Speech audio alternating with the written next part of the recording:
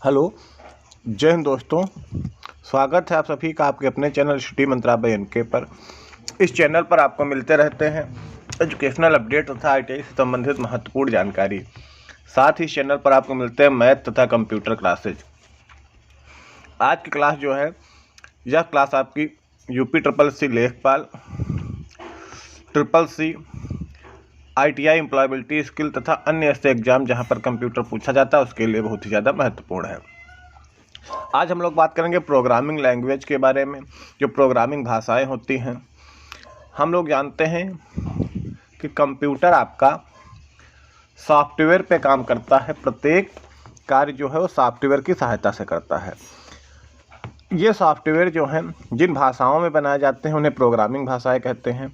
और ये प्रोग्रामिंग भाषाएं आपके 3 लेवल की होती हैं, 3 प्रकार की होती हैं। एक आपकी होती है निम्न स्तरीय भाषाएं, जिनको कहते हैं low level language. Low level language का अन्य नाम बाइनरी लैंग्वेज है। इसी भाषा को कंप्यूटर समझता है और इस लो लेवल लैंग्वेज में 2 बिट होती हैं, 0 और 1। चूँकि लो लेवल लैंग्वेज कंप्यूटर तो समझता है, पर यूजर या हम लोगों के लिए लो लेवल लैंग्वेज में प्रोग्राम लिखना आसान नहीं है। इसलिए हम लोग अन्य भाषाओं में प्रोग्राम लिखते हैं तथा उनको लो लेवल में क्या करते हैं, अनुवाद कर देते हैं, ट्रांसलेट कर देते हैं। दूसरे प्रकार की भाषाएं जो होती हैं वो मध्य स्तरीय भाषाएं होती हैं। मध्य स्तरीय भाषाएं क्या होती हैं, जो कि ना पूरी तरीके से लो लेवल होती हैं, ना ही पूरी तरीके से हाई लेवल होती हैं। ये मध्य की होती हैं, मिडिल लेवल की होती हैं। इनको मध्य स्तरीय भाषाएं या मीडियम लेवल लैंग्वेज कहा जाता है। तीसरी जो प्रकार की प्रोग्रामिंग लैंग्वेज होती हैं उन्हें उच्च स्तरीय भाषा या हाई लेवल लैंग्वेज कहते हैं। ये ऐसी भाषाएं हैं जिसको यूजर या हम लोग आसानी से समझ सकते हैं, लेकिन इसको कंप्यूटर नहीं समझ सकता है। प्रोग्राम हाई लेवल लैंग्वेज में इसलिए लिखे जाते हैं जिससे कि प्रोग्रामर के लिए इनको समझना आसान हो। अगर हम हाई लेवल लैंग्वेज की बात करें तो C++, जावा, ये सब आपकी हाई लेवल लैंग्वेज के उदाहरण हैं। इन्हीं में हम लोग प्रोग्राम लिखते हैं। आगे बात करते हैं इसी क्रम में।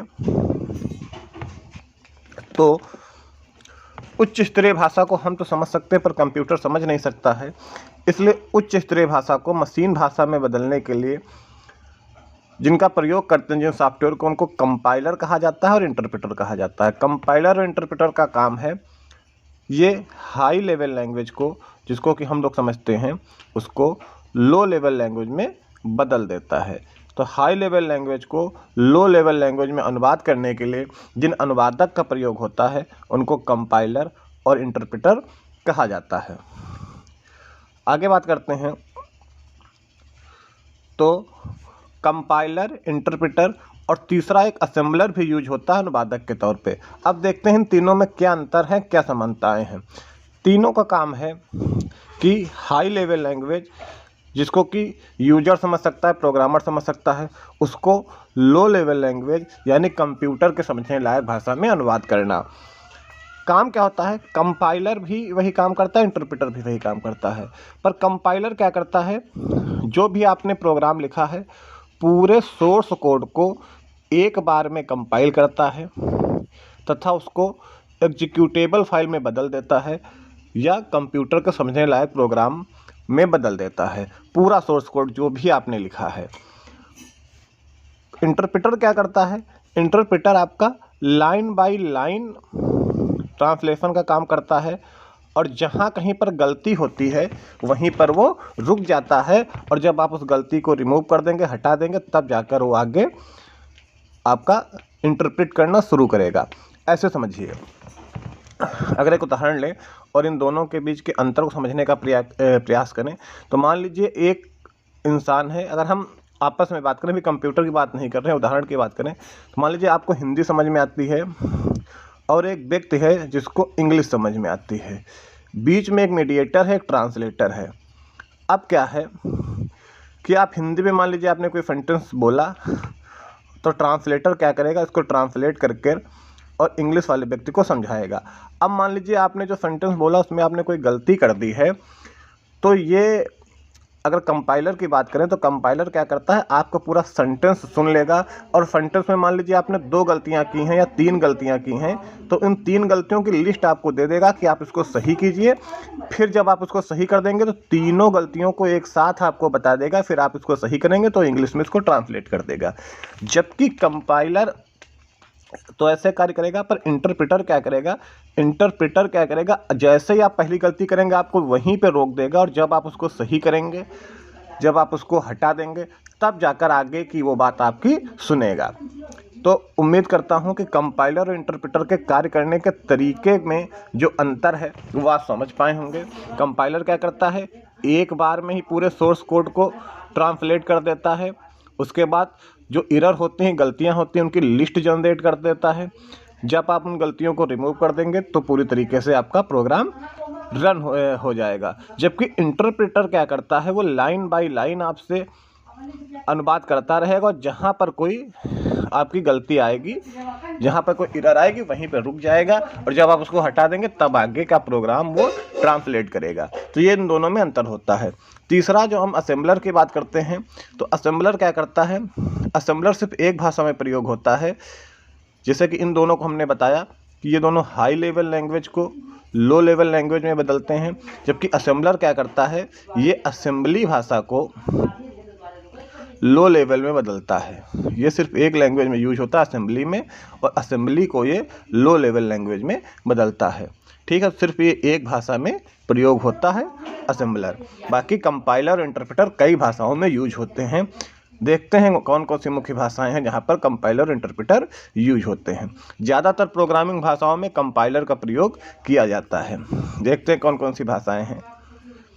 तो यहाँ पर कुछ प्रोग्रामिंग भाषाएं हैं तथा उसमें प्रयोग होने वाले अनुवादक के नाम आपको दिए गए हैं। पहली प्रोग्रामिंग भाषा का नाम फोर्ट्रान है, जो यहाँ पर लिस्ट में दी गई है, और फोर्ट्रान का जो आविष्कार हुआ था 1957 में हुआ था। इसकी बात करें तो इस भाषा में कंपाइलर का प्रयोग होता है, और अगर इस भाषा के उपयोग की बात करें तो इस भाषा का प्रयोग गणित के क्षेत्र में ज़्यादातर किया गया। दूसरी भाषा कोबोल है। कोबोल का जो आविष्कार हुआ 1959 में हुआ। इसमें भी कंपाइलर प्रयोग में आता है, और इसका प्रयोग जो है बिजनेस में हुआ। कभी कभी एग्जाम्स में कोबोल का पूरा नाम भी पूछ लेता है, और फोर्ट्रान का भी पूरा नाम पूछ लेता है। तो फोर्ट्रान का जो पूरा नाम है वो है आपका फार्मूला ट्रांसलेशन। फोर्ट्रान का पूरा नाम है फार्मूला ट्रांसलेशन, जबकि अगर कोबोल के पूरे नाम की बात करें, फुल फॉर्म की बात करें, तो इसका पूरा नाम होता है कॉमन बिजनेस ओरिएंटेड लैंग्वेज। जैसा कि इसका नाम है उसी प्रकार से इसका यूज भी बिजनेस में हुआ। जबकि फोर्ट्रान जैसा कि इसका नाम है फार्मूला ट्रांसलेशन, तो इसका यूज भी फार्मूला कहाँ लगते हैं, मैथ्स वगैरह में लगते हैं, तो इसका उपयोग आपका गणित के क्षेत्र में हुआ। आगे बात करें, लैंग्वेज थी पास्कल प्रोग्रामिंग लैंग्वेज, जो कि 1970 में अस्तित्व में आई। इसमें भी कंपाइलर का प्रयोग हुआ, और इसका प्रयोग शिक्षण कार्यों में किया गया। आगे हम सी की बात करें, इसका निर्माण 1972 में हुआ। इसमें भी कंपाइलर का यूज होता है, और इसका उपयोग सिस्टम प्रोग्रामिंग में किया गया। आगे बात करें हम C++ की, तो 1983 में अस्तित्व में आई। इसमें भी कंपाइलर का प्रयोग, सिस्टम प्रोग्रामिंग में भी इसका उपयोग किया गया, लेकिन इसमें जो है ऊप्स का कॉन्सेप्ट जोड़ा गया, ऑब्जेक्ट ओरिएंटेड प्रोग्रामिंग का कॉन्सेप्ट C++ में जोड़ा गया। C और C++ में यही अंतर है कि C भी सिस्टम प्रोग्रामिंग में यूज हुई, C++ भी सिस्टम प्रोग्रामिंग में यूज हुई, लेकिन C++ में ऑब्जेक्ट ओरिएंटेड प्रोग्रामिंग का कॉन्सेप्ट आ गया। आगे बात करते हैं जावा की। जावा 1995 में सन माइक्रोसॉफ्ट द्वारा विकसित की गई, और इसमें कंपाइलर और इंटरप्रेटर दोनों का यूज होता है। मतलब पहले जावा को कंपाइल कराना होता है, जावा प्रोग्राम को। जब कंपाइल हो जाता है, क्योंकि कंपाइलर क्या करता है, पूरी गलतियों की लिस्ट एक साथ जनरेट कर देता है। आप गलतियों को जब रिमूव कर दोगे तो उसके बाद इसको इंटरप्रेट कराया जाता है, तो इसमें गलतियाँ रह नहीं जाती हैं, तो बाद में इंटरप्रेट भी करा दिया जाता है, और उसके बाद में आपकी एक्सी फाइल बन जाती है, एग्जीक्यूटेबल फाइल बन जाती है। अगर जावा की हम बात करें तो जावा का प्रयोग इंटरनेट आधारित प्रोग्रामिंग में किया गया। तो ये कुछ प्रमुख भाषाएं हैं जिनसे क्वेश्चन आपके एग्जाम में बनते हैं, तो उसका मैंने उल्लेख करने का प्रयास किया है। इसके अलावा अन्य प्रोग्रामिंग भाषाएं भी मार्केट में आईं और उसके बाद भी आती रहीं, लेकिन मैंने उन भाषाओं को यहाँ पर लिया है जिनसे क्वेश्चन ज़्यादातर एग्जाम्स में पूछे जाते हैं। तो उम्मीद करता हूँ यहाँ तक बात आप लोगों की समझ में आई होगी। अगर आपको यहाँ से कोई क्वेश्चन है तो अपने सुझाव हमें कमेंट बॉक्स में अवश्य बताएं, जिससे हमारी खूबियाँ और कमियाँ हमें पता चलती रहें। अगर आपने चैनल को अभी तक सब्सक्राइब नहीं किया तो सब्सक्राइब कर लीजिए और वीडियो को लाइक करें। धन्यवाद। मिलते हैं किसी अन्य वीडियो में।